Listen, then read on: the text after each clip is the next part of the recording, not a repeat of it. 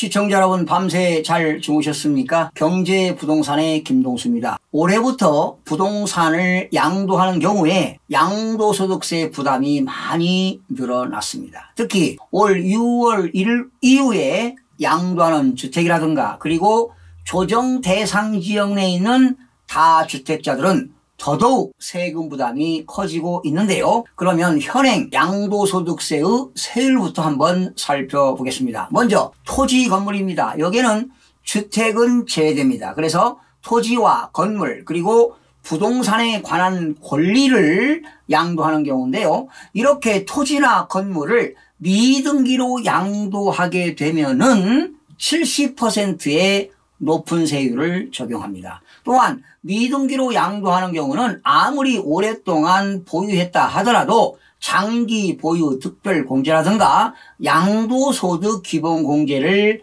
받을 수가 없습니다. 그런데 이러한 토지 건물을 등기를 하고 보유기간이 1년 미만일 때는 50%의 세율을 적용합니다. 그리고 1년 이상 2년 미만을 보유하는 경우는 40%의 세율을 적용합니다. 그런데 이때 토지라든가 건물을 2년 이상 보유하게 되면은 기본 세율을 적용하는데 바로 8단계 초과 누진세율을 적용합니다. 우리나라의 양도소득세의 세율을 기본 세율은 6%에서 최고 45%까지 적용합니다. 8단계가 되겠는데요. 6%, 15%, 24%, 35%, 38%, 40%, 42%, 45%까지 적용을 하게 됩니다. 그래서 여러분들이 토지 건물을 팔았을 때는 최소한 2년 이상을 보유하고 양도하는 경우에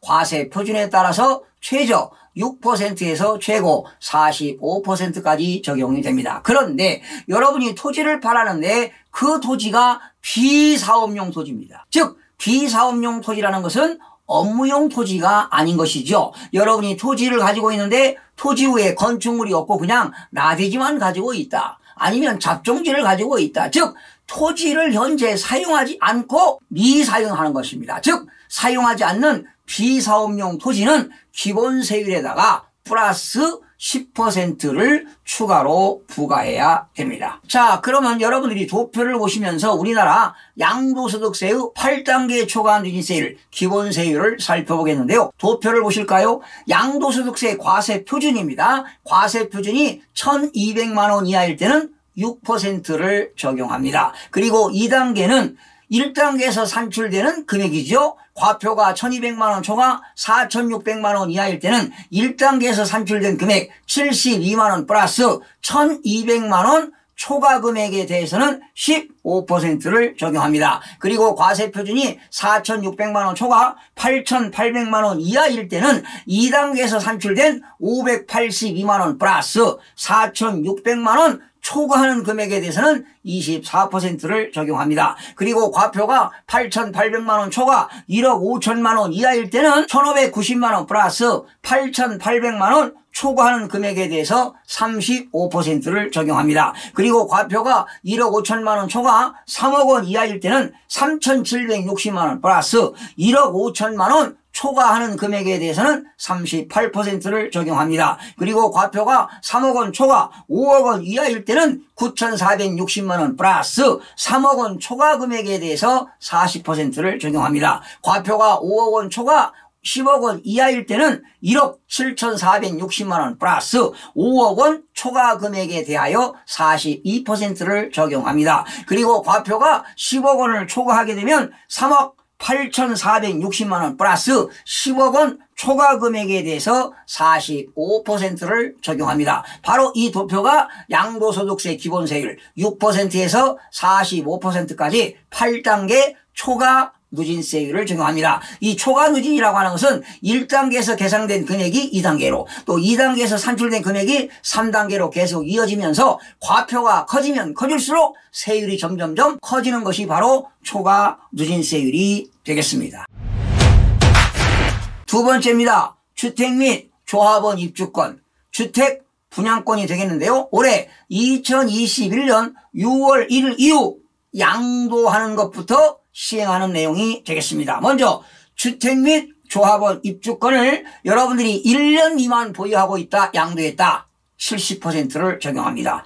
또한 주택을 1년 이상 2년 미만 보유하고 양도했다. 60%를 적용합니다. 그러나 주택을 2년 이상 보유하게 되면 6%에서 45%까지 8단계 초과 누진세율, 기본세율을 적용합니다. 그러니 여러분 무조건 주택도 2년 이상을 보유하고 양도하는 것이 세금을 줄일 수가 있습니다. 자, 그러면 주택 분양권입니다. 여러분들이 주택 분양권을 1년 이내 양도하게 되면 최고세율 70%를 적용하고 1년 이상 보유하고 양도하더라도 60%의 높은 세율을 적용합니다. 그러나 여러분들이 주택을 양도하는데 만약에 2주택 이상을 가지고 있습니다. 2주택, 3주택, 4주택을 가지고 있는데 그 주택이 조정 대상 지역에 있습니다. 지금 전국적으로 한 반절 정도가 조정 대상 지역이 되겠는데요. 이런 조정 대상 지역에서 1세대 2주택자가 양도했을 때는 어떻게 되느냐? 기본세율입니다. 8단계 초과 누진세율 기본세율에다가 20%를 추가로 더 붙는다는 것입니다.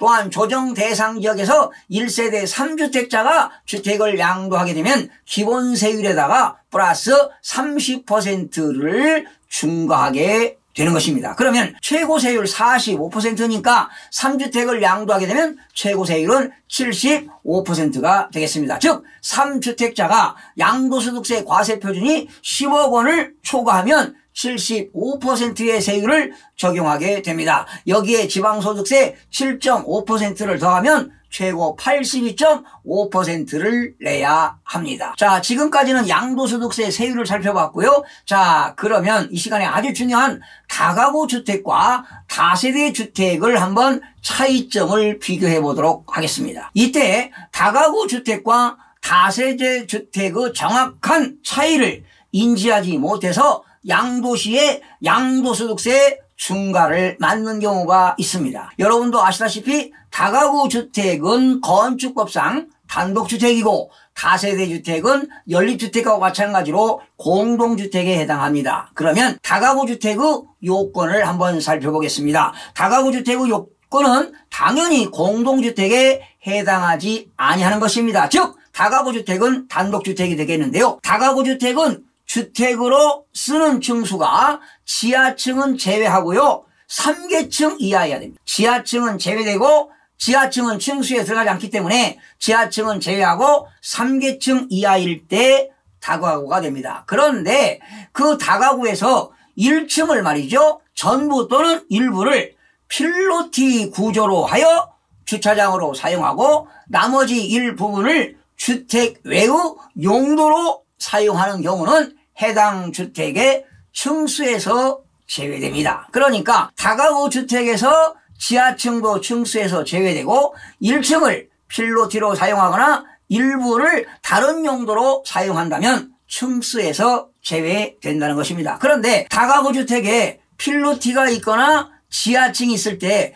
외형상으로는 4층 아니겠습니까? 그러나 실질적으로 3계층 이하를 사용해야만이 다가구 주택으로서 단독주택이 되는 겁니다. 그리고 이 다가구 주택은 한 개의 동의 주택으로 쓰이는 바닥 면적, 즉 1층 면적, 2층 면적, 3층 면적, 바닥 면적 합계가 660제곱미터 이하일 거고요. 그리고 다가구 주택은 19세대 이하가 거주할 수 있을 겁니다. 그래서 여러분들이 이런 다가구 주택은 많은 세대들이 살기 때문에 전세로 들어갈 때 상당히 임차보증금도 확인해 보고요. 또 집주인의 근저당권이 얼마 있는가 확인해서 임대차 계약을 맺어야 되겠죠. 자, 다음은 다세대 주택을 살펴보겠습니다. 다세대 주택은 공동주택에 들어갑니다. 즉 주택으로 쓰는 한 개 동의 바닥 면적 합계가 역시 660제곱미터 이하이고요.